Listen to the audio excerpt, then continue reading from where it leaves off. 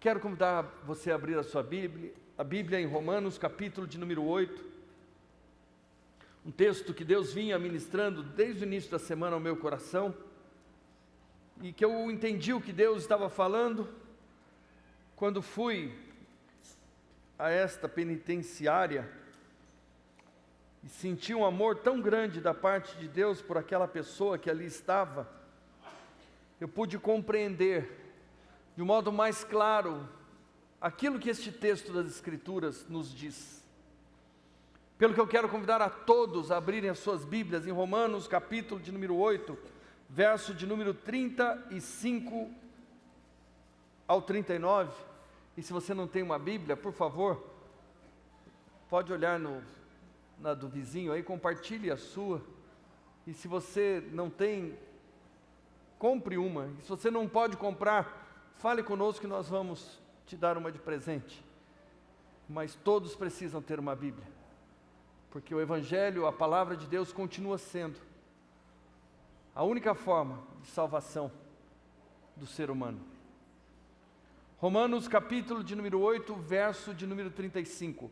Paulo começa a fazer uma indagação na forma de afirmação.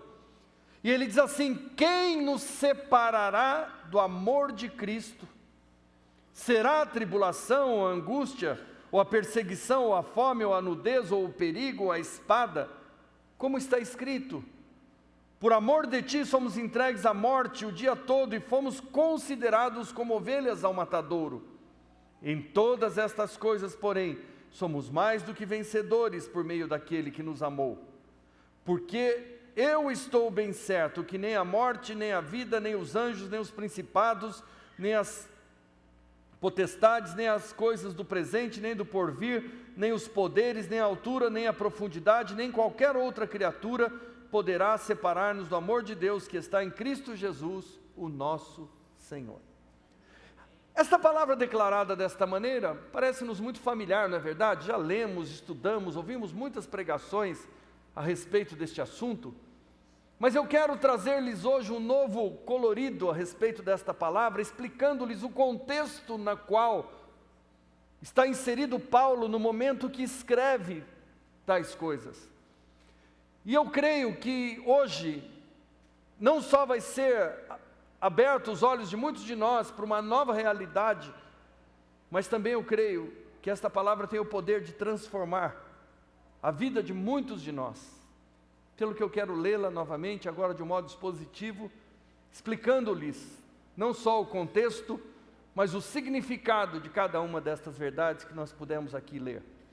Em primeiro lugar, Paulo está fazendo uma indagação: quem poderá nos separar do amor de Cristo? E eu vou me sentar aqui um instantinho, porque eu ainda estou me recuperando. Quando Paulo pergunta quem poderá nos separar, nós primeiro precisamos entender que para separar alguma coisa, esta coisa tem que ter sido um dia unida. A gente só separa algo que está junto, não é verdade? Imagina você que, eu posso dizer aqui para uma das nossas irmãs que estão aqui à frente: eu vou me separar de você. Faz algum sentido? Não? Eu falo: você está louco. O pastor endoidou de vez, bateu com a cabeça. Nós nunca estivemos unidos. Agora, se eu disser isso para minha esposa, faz toda a diferença, não é verdade? Então nós precisamos entender que separação é para quem esteve unido. E muitos de nós ficamos dentro de uma ideia de que existe aqui uma afirmação que todos estão unidos a Cristo. Quando isso não é realidade, você vai perceber no discorrer desta mensagem que Paulo está se referindo a um grupo específico de pessoas.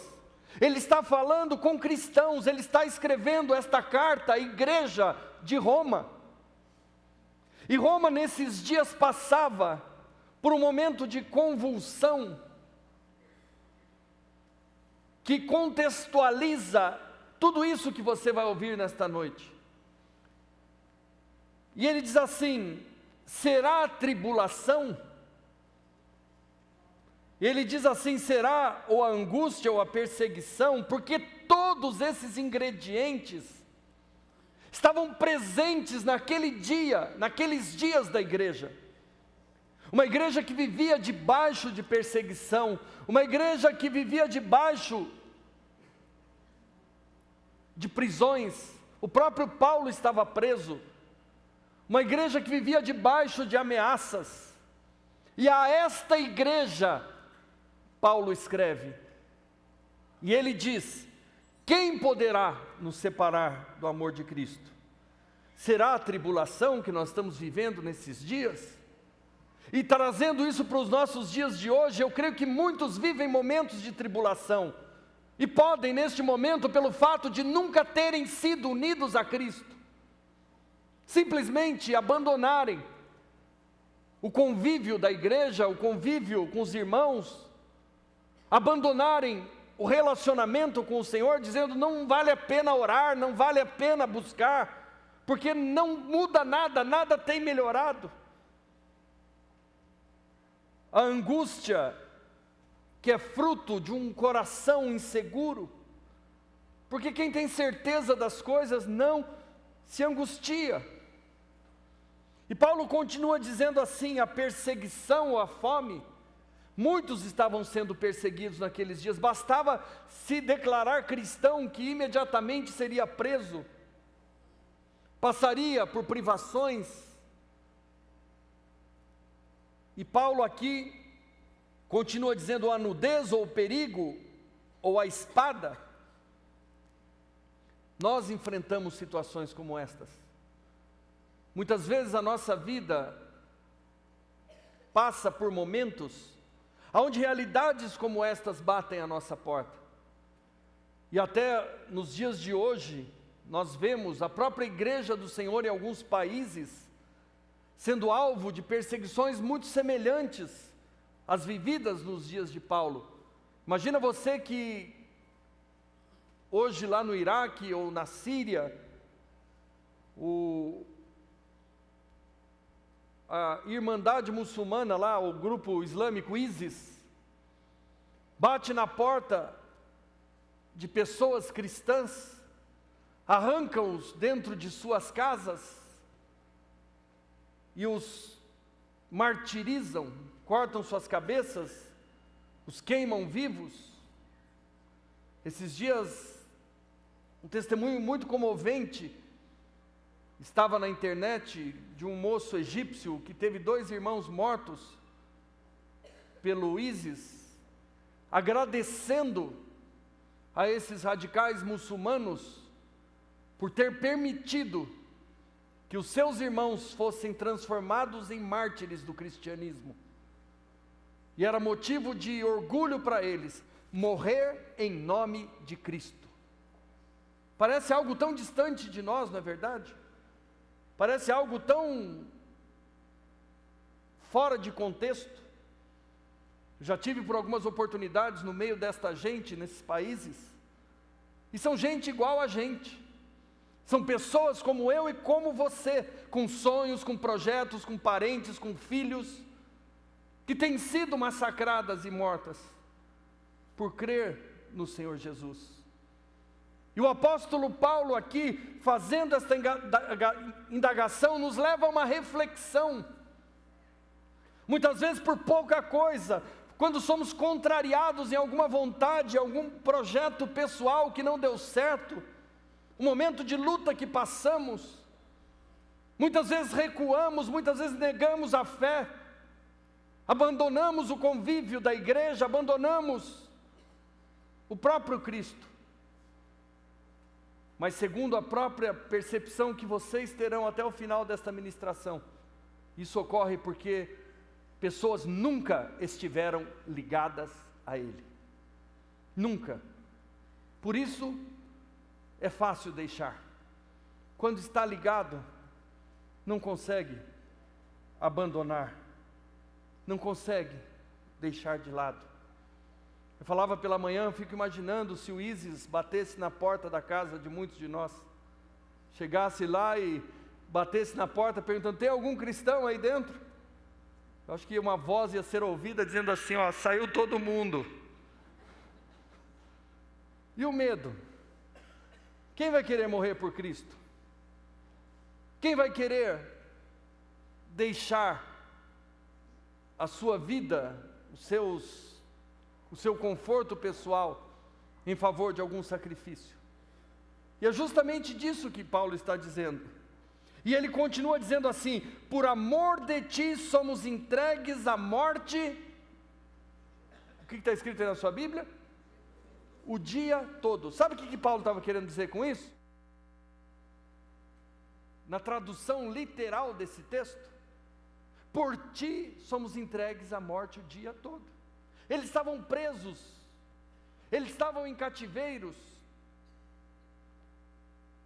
E nós tivemos a oportunidade de visitar a prisão onde Paulo esteve.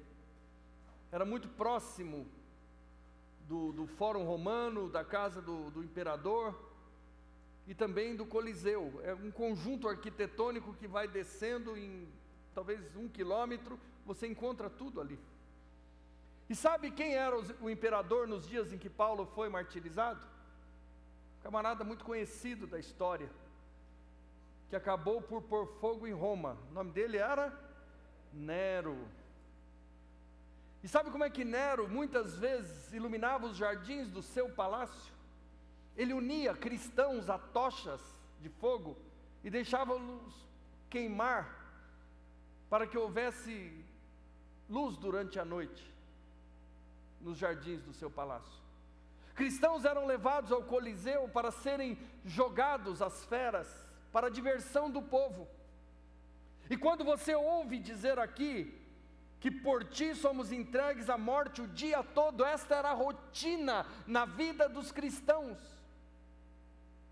E ele continua dizendo assim: fomos considerados como ovelhas para o matadouro. Esta é a figura mais clara que poderia ser usada para traduzir esta realidade da qual vos estou falando. Imagina você que aquele bife saboroso que vem à sua mesa, com o selo da Friboi todo final de semana no churrasco, é fruto de animais que foram mortos, sacrificados. Aquele saboroso churrasco de carneiro, como ovelhas para o matadouro. Elas estão ali confinadas e sabem que dali é direto para o prato, para a boa mesa. E assim era o sentimento dos cristãos. Somos considerados como ovelhas para o matadouro. Verso 37, em todas essas coisas, porém, somos mais do que vencedores por aquele que nos amou. O que Paulo está querendo dizer aqui? Ele está dizendo que a fé em Jesus Cristo levava-os a ter um comportamento que não se abalava por esta realidade. Tem um pensador dos seus dias, chamado Tácito, que escreveu a seguinte declaração: é incompreensível a reação dos cristãos, que diante dos perigos da perseguição e da morte, estão cantando louvores ao seu Deus e o adorando. Isso era loucura na cabeça daquela turma.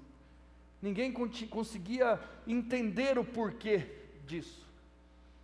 E o que a palavra de Deus quer falar conosco nesta noite, em primeiro lugar, é que existe um padrão de reação para os cristãos, que receberam o grande presente que Deus nos dá.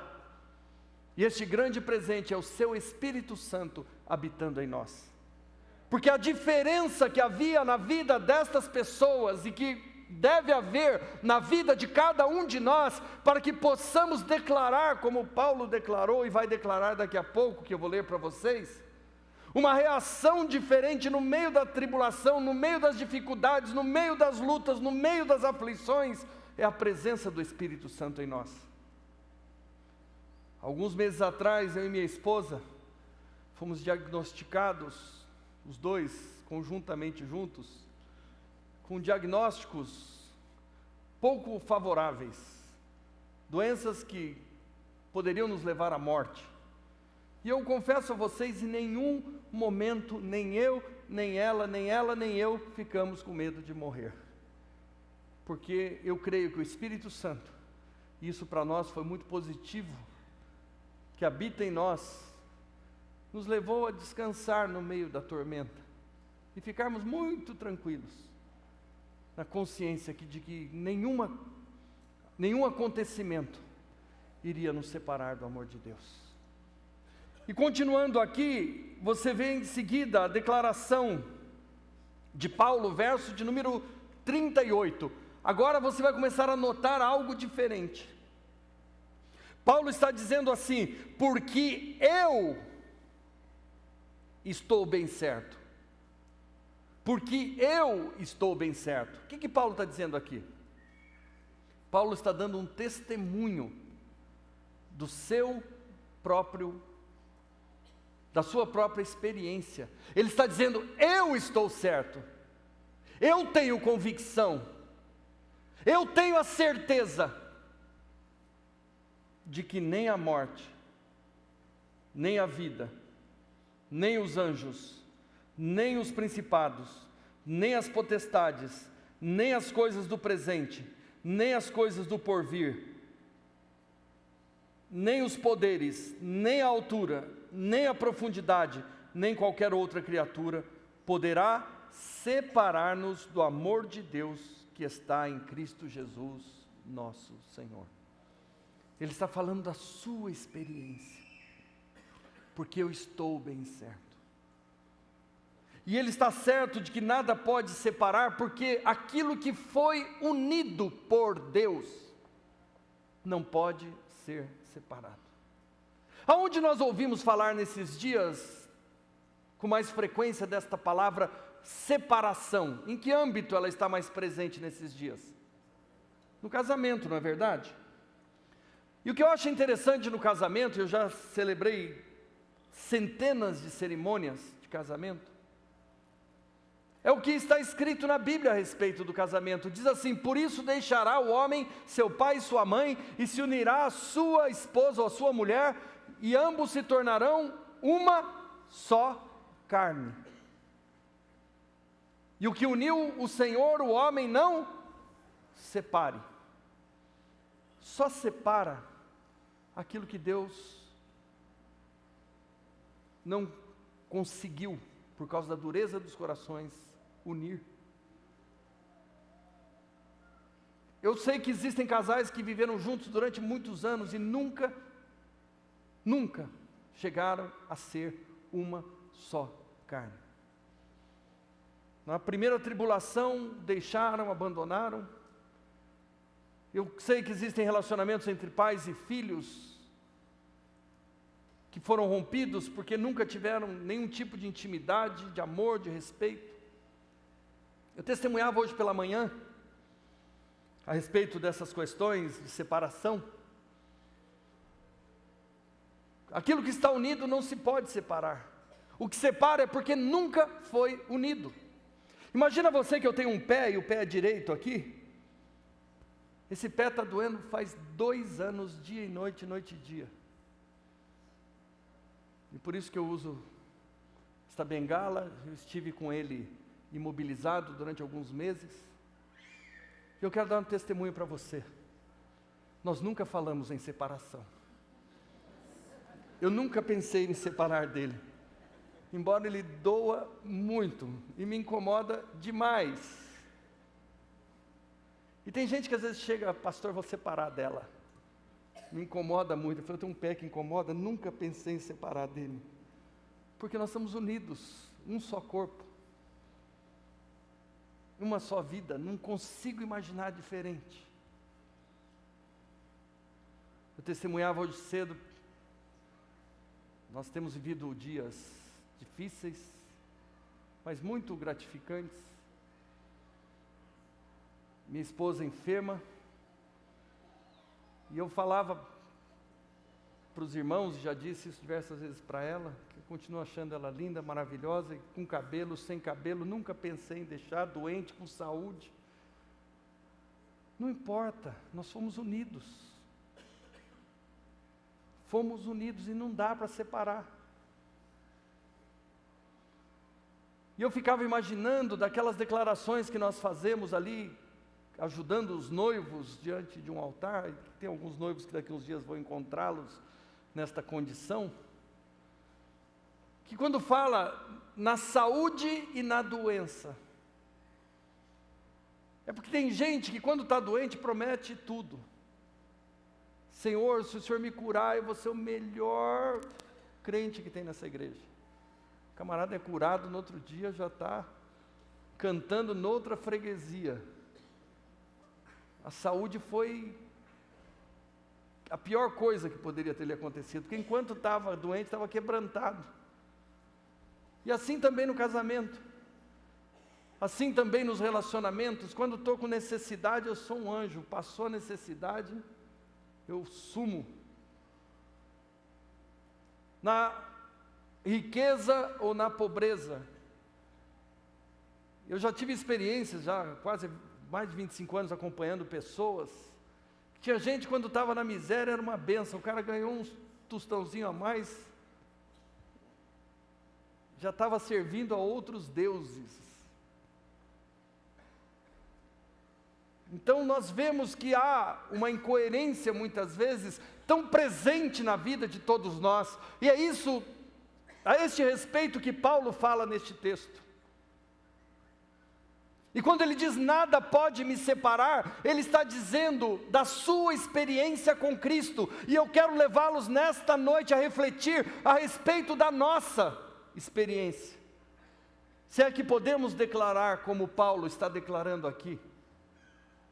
Eu estou bem certo que nem a morte nem a vida, não é o sentimento de que eu vou morrer que vai mudar o relacionamento, ou o sentimento de que fui curado que vai mudar meu relacionamento com Deus. Vou continuar servindo do mesmo jeito. Servimos a Deus hoje sem saúde da mesma maneira, e às vezes até com mais intensidade do que quando nós tínhamos saúde. Porque nada pode me separar do amor de Deus. E ele continua dizendo aqui, nem os anjos. Que anjos são esses que podem nos separar do amor de Deus? É importante conhecer a Bíblia como um todo, e anjo aqui, eu estou me referindo a líderes espirituais ou pastores. Como é que eu posso afirmar isso? Porque quando você lê as cartas do Apocalipse, as cartas que João, na ilha de Patmos, escreve aos pastores das igrejas, ele os chama de anjos. E existem hoje muitos falsos pastores, com doutrinas que não salvam, e nem tampouco conduzem a Deus. Esses dias estava rolando aí na internet, alguém me mostrou, eu tenho muito pouca afinidade com a internet, mas eles vêm me mostrar, que falava da diferença entre a doutrina da prosperidade e a doutrina cristã. A doutrina da prosperidade é, eu não era crente, eu tinha um carro, agora eu me converti, eu tenho muitos carros. E a doutrina cristã, eu não era crente, eu tinha 2 pães, hoje eu sou crente, eu só tenho um porque eu dei o outro. O cristianismo de verdade é o cristianismo baseado e pautado pelo dar, porque assim fez o nosso Senhor conosco. Deus amou o mundo de tal maneira que deu o seu único Filho, para que todos aqueles que nele crêem não pereçam, mas tenham a vida eterna. Aquilo que torna o homem mais egoísta, mais egocêntrico, mais avarento, mais materialista, não vem de Deus. Posso lhes afirmar. Isto é obra do próprio ser humano e do anticristo, que faz de Mamon o grande instrumento de manobra da humanidade. E Mamon é um dos nomes, um espírito que atua juntamente com o dinheiro, sobre o qual Jesus disse: ninguém pode servir a 2 senhores. ou amará um e odiará o outro, ou odiará um e amará o outro. Ninguém pode servir Deus e a Mamon ao mesmo tempo. E ele vai concluindo aqui dizendo que nem os principados podem nos separar do amor de Deus. Eu li esses dias um texto nas Escrituras que diz que sentenças de morte são proferidas todos os dias no inferno contra mim e contra você. Mas o sangue de Jesus nos livra de todas elas. Todos os dias no inferno, Satanás está proferindo sentenças de morte contra a nossa vida. Por isso você vê muitas vezes acidentes, vê coisas tão trágicas acontecendo, porque isso é a realidade espiritual. Eu já ouvi testemunhos de pessoas mais estudiosas do que eu nesta área, que falavam que em determinados locais das cidades, onde há uma incidência muito grande de acidentes, de criminalidades, é porque existe realmente uma atuação muito forte desses demônios. Mas o que importa é que para aqueles que estão em Cristo, os anjos do Senhor estão ao seu redor, e o inimigo não pode tocar. Então ele diz assim: nem os anjos, nem os principados ou potestades, que são categorias aqui de demônios. E ele diz, nem as coisas do presente, porque às vezes a gente está passando um momento difícil, mas é um momento, é agora só, não deixa isso definir a sua vida. Tem gente que diz, eu vou largar tudo por causa do momento que eu estou passando. É um momento, e está escrito, o choro pode durar uma noite, mas a alegria vem pela manhã. E invariavelmente são nestes momentos que nós temos o maior de todos os aprendizados em nossas vidas. Esses dias Deus me confrontou com uma palavra, lá em Levítico capítulo de número 3, que quando Moisés vai a Faraó, pedir para libertar o povo, não era para levar para a terra prometida, não. Moisés chega para Faraó e diz, libera o povo para que eu os conduza ao meio do deserto. E deserto vocês sabem o que simboliza, né? Simboliza luta, tribulação, dificuldade. Para que Moisés queria levar o povo para o meio do deserto? Diz esse texto, para adorar a Deus. E no capítulo de número 40 de Êxodo, quando diz que o tabernáculo do Senhor foi construído, sabe onde ele foi construído? No meio do deserto. E a Bíblia diz que o tabernáculo estava no meio do deserto e havia sobre ele uma nuvem de dia, e de noite havia uma coluna de fogo. A nuvem de dia é para segurar os raios do sol, para não queimar o povo com aquele calor escaldante. E de noite uma coluna de fogo, para proteger o povo do frio da noite. Um dia eu estava chorando diante de Deus, em momentos de extrema tribulação, quando eu ouvi a seguinte declaração do Pai: a tribulação é o lugar seguro aonde eu escondo você, para que você não se ensoberbeça e não peque contra mim. Ao longo da nossa vida, a tribulação tem sido o lugar seguro, porque na tribulação, que simboliza o deserto, tem nuvem de dia e tem coluna de fogo de noite. Quem me separará do amor de Deus? Diz o apóstolo Paulo.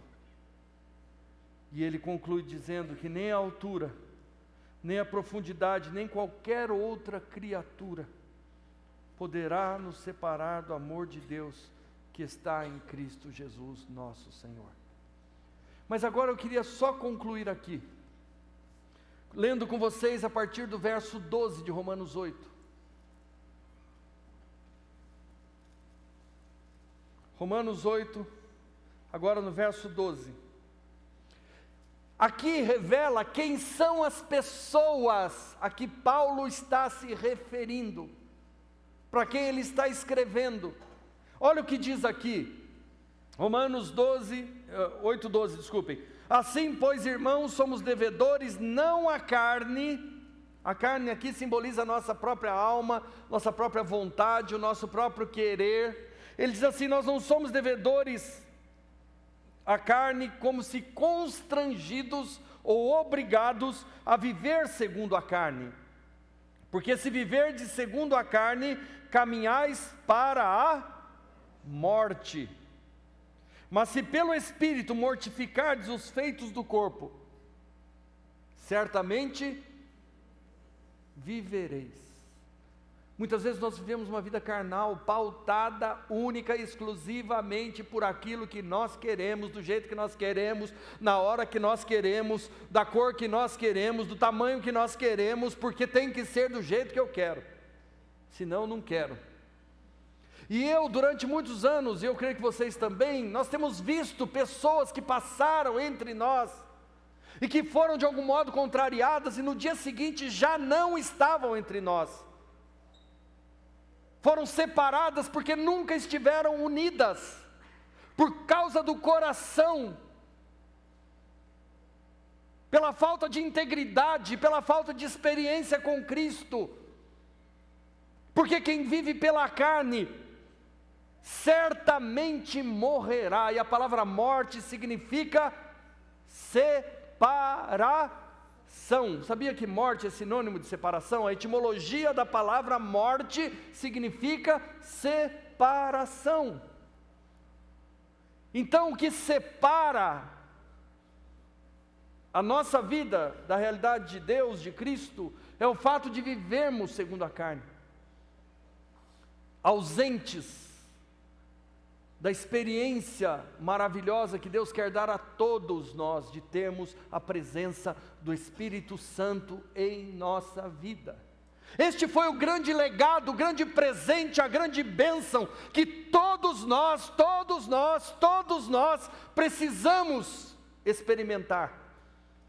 Você precisa ser cheio do Espírito Santo de Deus. Eu quero que você põe o dedinho assim, ó, nessa página da Bíblia, e abra comigo 2 Coríntios, capítulo de número 4, que é o livro logo seguinte, 1 Coríntios, depois 2 Coríntios.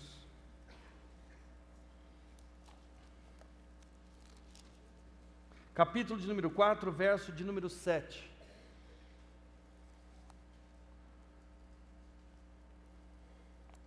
Segunda Coríntios 4, 7.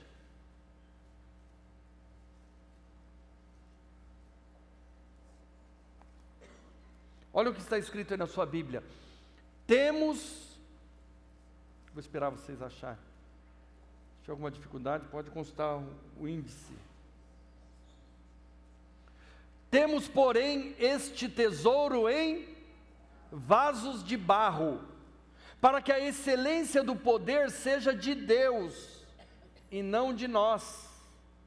Em tudo somos atribulados, porém não angustiados, perplexos, porém não desanimados, perseguidos, porém não desamparados, abatidos, porém não destruídos, levando sempre no corpo o morrer de Jesus, para que também a sua vida se manifeste em nosso corpo, porque nós que vivemos somos sempre entregues à morte por causa de Jesus, para que também a vida de Jesus se manifeste em nossa carne mortal.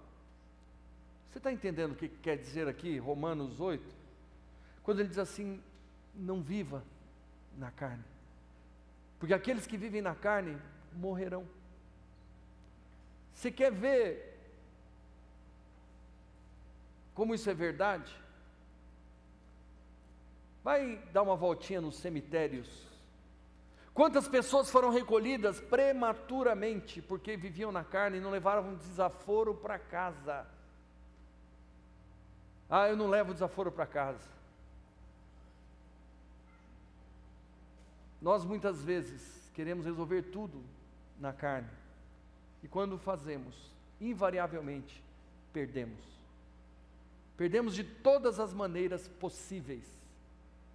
É isso que acontece dentro dos lares, é isso que acontece nos casamentos, é isso que acontece nos relacionamentos, é isso que acontece entre irmãos, é isso que acontece nas igrejas.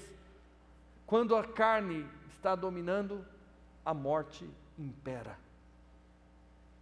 E muitos falsos irmãos deixam às vezes rastros de miséria e destruição aonde quer que passam. Com as suas línguas mais afiadas do que espadas, matam uns aos outros, por causa da maldade que está no seu coração, porque nunca conheceram a Cristo.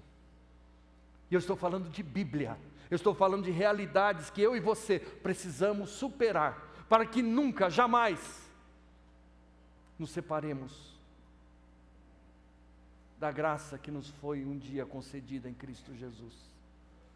Mas aqueles que experimentaram a nova vida com Cristo, hoje têm um tesouro em vasos de barro, que é a presença do Espírito Santo de Deus, que nos leva a ter equilíbrio e temperança, e viver todos os dias como mortos para o pecado, mas bem vivos para Deus. E é isso que faz da nossa vida uma vida diferente. É isso que nos leva a poder declarar: estou bem certo que nada vai me separar deste amor. A religião se difere do cristianismo por um único ponto: a religião é pautada pelo fazer. Eu sou um líder maravilhoso, eu tenho muitas células, eu cuido de muitas pessoas. Ou como os cristãos, os religiosos dos dias de Jesus, que viam nos 10 mandamentos a grande referência para a sua religiosidade. Eu cumpro os 10 mandamentos, depois eu posso fazer o que eu quiser da minha vida. Eu posso julgar, condenar, assassinar pessoas, como fizeram com o próprio Jesus. Mas no cristianismo há uma nova ordem, e a ordem agora não é mais seguir os 10 mandamentos. Jesus diz: novo mandamento vos dou: amarás a Deus sobre todas as coisas, com toda a sua força e entendimento, e amará o teu próximo como a ti mesmo. E quem ama, cumpre toda a lei. Então você pode ser o melhor religioso, vir a todos os cultos, todas as reuniões de oração. Você sabia que nós temos aqui na igreja mais de 16 reuniões por semana? Entre cultos, reuniões, enfim, treinamentos. Você pode vir em todos e criar mais alguma na sua casa por sua conta ainda. Se você não amar, isso de nada serve. Como diz Paulo escrevendo aos Coríntios, lá no capítulo de número 13. Ainda que eu fale a língua dos anjos ou a língua dos homens, se não tiver amor, serei como sino que tine. O amor é a grande marca de todos os cristãos. E a motivação pela qual nós servimos a Deus é o amor. A motivação pela qual nós trazemos dízimos e ofertas é porque amamos. E aliás, Deus não está preocupado naquilo que nós podemos dar a Ele, de bens materiais. Deus está preocupado em ter o nosso coração. É o seu coração que Ele quer ter. É o seu coração, o grande objeto de desejo do nosso Deus. E Ele continua aqui dizendo: pois todos os que são guiados pelo Espírito de Deus, verso de número 14, são filhos de Deus. E os que são guiados pelo Espírito de Deus e são filhos de Deus, não são transtorno dentro da sua casa. Porque muitos religiosos têm um testemunho lindo da porta para fora, mas dentro de casa são verdadeiros demônios. Quando são contrariados, aliás, foi uma lição que eu aprendi muito cedo na minha vida cristã com o nosso pastor. Ele diz assim: quer conhecer alguém? Contraria. É só contrariar, você vai saber quem é. Esses dias eu ouvi um testemunho muito lindo de um irmão nosso. Quando eu conheci ele, ele tinha um estupim pequenininho, curtinho, explodia fácil. E ao longo de tantos anos de caminhada, eu tenho visto Deus fazer uma obra tão linda na vida dele. E ele não levava desaforo para casa. E agora está dando lição como cristão. Esses dias ele foi viajar, e ele foi para um país distante, ele pegou um táxi. E o taxista, ele perguntou para o taxista, muito educado, o taxista foi educado no Jockey Club da cidade lá, local, e perguntou para o Jockey Club, para o Jockey Club não, para o taxista que é lá, nascido e criado no Jockey Club, falou, quantos habitantes tem essa cidade? Sabe o que o taxista respondeu? Começou a contar, 1, 2, 3, 4... E esse irmão nosso, regenerado, cheio do Espírito Santo, ele falou, por que você está nervoso? Aí ganhou o coração do taxista. Eu me lembro um dia eu estava numa reunião lá nos Estados Unidos, e eu tinha levado junto um irmão para essa reunião, um irmão nosso, muito querido, já de saudosa memória, mas ele não estava muito cheio do Espírito Santo naquele dia, e ele foi muito grosseiro com o americano lá que a gente estava na reunião. Pensa numa patada de asno, foi o que ele fez. Ele deu uma patada no americano, eu falei, o americano agora vai voar e vai dar um karatê nele aqui, eu vou ter que separar a briga. Esse americano levantou o dedo assim e falou, gostei da forma com que você defende o seu ponto de vista. Eu queria enfiar a cabeça embaixo da mesa, dentro da lata de lixo, de tanta vergonha que eu fiquei por causa daquele irmão. Depois esse americano se tornou meu amigo, um cristão, muito querido. Mas a gente só passa vergonha quando anda na carne. E quando pode andar no Espírito, nós damos lições tão lindas nas pessoas, que elas jamais vão se esquecer do nosso testemunho de Cristo. Só que existe um lugar onde nós devemos começar a testemunhar, que é dentro da nossa própria casa, no meio da nossa família, porque está escrito, aquele que não cuida bem dos seus, é pior do que o descrente, e negou a fé.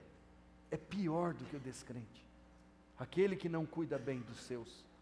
Então nosso primeiro público-alvo é a nossa família, os nossos irmãos, os nossos filhos, porque na realidade nós somos de verdade aquilo que nós somos dentro de casa, aquilo que nós somos da porta para fora, a encenação, é o nosso veio artístico se manifestando, mas nós somos de verdade o que nós somos dentro de casa. E se nós somos santos dentro de casa, somos cordiais, amorosos, generosos, porque a generosidade é a maior marca do cristão. Aí, verdadeiramente o nosso testemunho vai impactar as pessoas. E finalizando aqui, porque não recebeste espírito de escravidão, verso número 15, e esse espírito de escravidão para viverdes outra vez, debaixo do pecado, ou atemorizados, com medo do que vai acontecer, mas recebestes espírito de adoção, baseados no qual clamamos, Abba, Pai, que quer dizer paizinho. Nós podemos ter esse nível de relacionamento com Deus, ao ponto de chamá-lo de paizinho. Paizinho, eu tenho a convicção de que nada pode me separar do seu amor. Eu me lembrava aqui da parábola do filho pródigo, que é o inverso, não é verdade?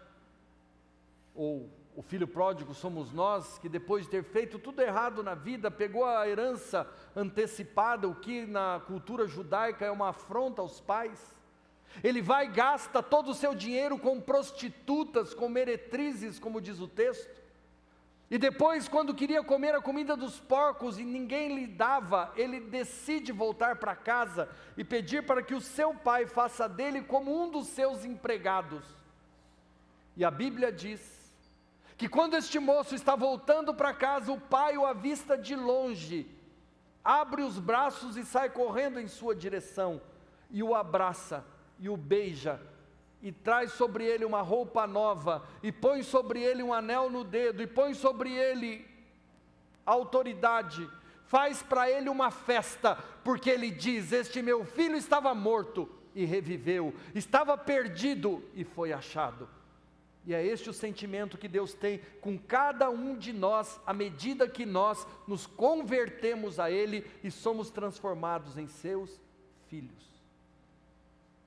Foi o grande sentimento que eu tive dentro da penitenciária nesta semana. Este é o desejo do Pai em relação a nós. E embora aquele homem que eu fui visitar estivesse preso atrás de grades, Eu tenho convicção que muitos de nós que aqui estão, com aparência de liberdade, também estão presos nas misérias do seu coração. E assim como Deus deseja libertar aquele homem daquele cativeiro, Ele deseja libertar a muitos nesta noite. E finalizando, Ele diz: e o próprio Espírito de Deus testifica com o nosso espírito que somos filhos de Deus. Ora, se somos filhos, somos também herdeiros. E se somos herdeiros de Deus, somos co-herdeiros com Cristo. Se com Ele sofremos, com Ele também seremos glorificados. Parafraseando Martin Luther King, eu tenho um sonho. Eu tenho um sonho. E o meu sonho é poder um dia dizer, como o apóstolo Paulo na carta que escreve a Timóteo, dizendo: combati o bom combate, terminei a carreira e guardei a fé. Nada pôde me separar do amor de Cristo. Nada me separou do amor dele. Nenhuma tribulação foi capaz de me separar do amor de Cristo. Nenhuma luta, nenhuma enfermidade, nenhuma aflição, nada me separou do amor de Cristo. Este é o meu sonho. E eu desejo que seja assim na vida de cada um de vocês, em nome de Jesus. Porque um dia o nosso Senhor, assentado com seus melhores amigos, havia entre eles um que havia de traí-lo, como muitos que muitas vezes andam à nossa volta, e que muitas vezes de fato nos traem. Mas Jesus tomou o pão e disse: este é o meu corpo, que eu entrego por cada um de vocês. Jesus estava se referindo naquela hora ao fato de que ele seria ligado àquelas pessoas. Porque só pode separar algo que nunca foi ligado. O que está ligado não separa.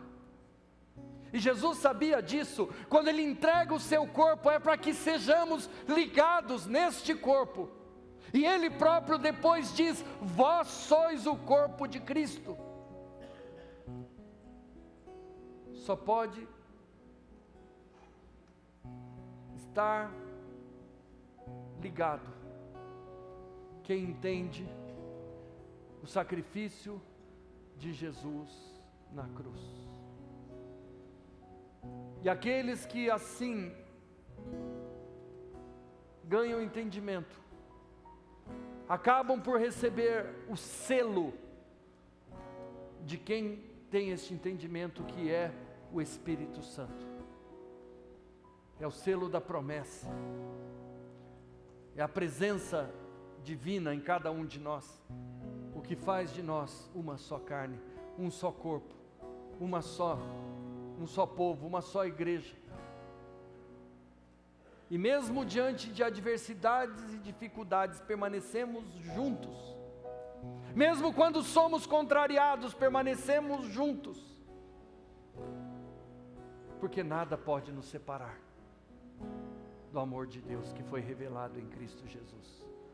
Foi revelado em Cristo Jesus, através da entrega simbolizada por este pão. É aqui que é revelada, aqui que é revelado o amor de Deus. Deus amou o mundo de tal maneira que deu o seu único filho para morrer numa cruz, não só para perdoar todos os nossos pecados, mas para nos fazer um com Ele, porque está escrito: quando eu for levantado da terra, todos atrairei a mim.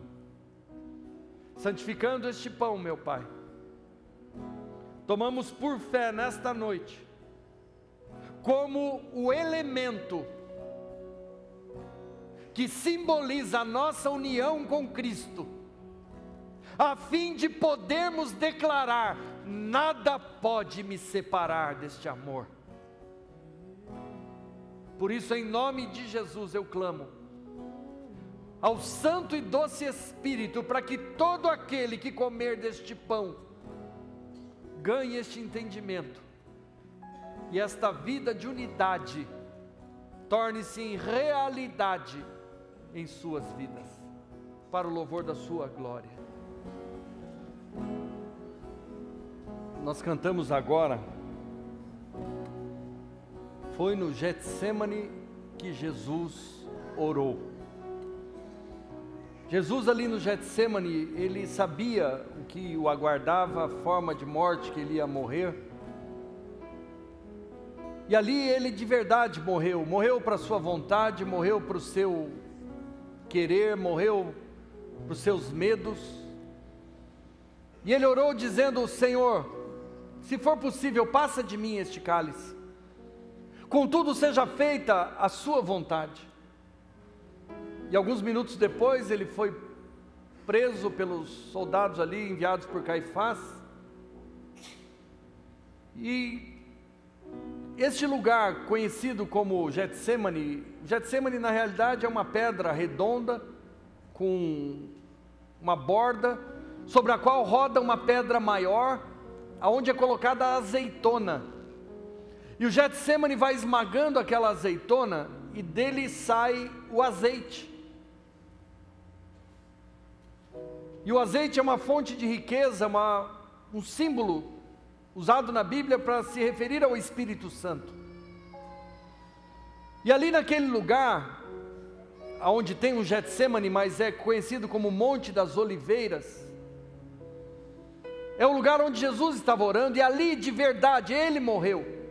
Ele não morreu lá no Gólgota, no Monte da Caveira, porque de verdade foi ali que ele entregou a sua vontade a Deus. A melhor experiência que cada um de nós pode ter é a experiência da morte com Cristo. Porque enquanto nós não morremos, nós somos um transtorno. Mas a partir do momento que nós morremos, nós somos uma bênção. E o pão fala da morte com Cristo. O pão fala da renúncia. Ontem eu ouvi uma das nossas irmãs testemunhando à tarde que ela tinha ido no shopping comprar uma coisa que a filha queria muito, e a filha na hora ficou até exaltada porque queria comprar aquela coisa, e em determinado momento a mãe falou: você não vai comprar. E a filha ficou bastante ali atormentada por aquela negativa, mas cedeu à vontade da mãe e disse: tá bom, então eu não vou comprar. E no dia seguinte, ou alguns dias depois, para surpresa dela, voltou ao shopping com a mãe, e aquele objeto que ela desejava comprar foi encontrado por um preço muito menor. Às vezes a gente não sabe porque Deus quer tanto que eu e você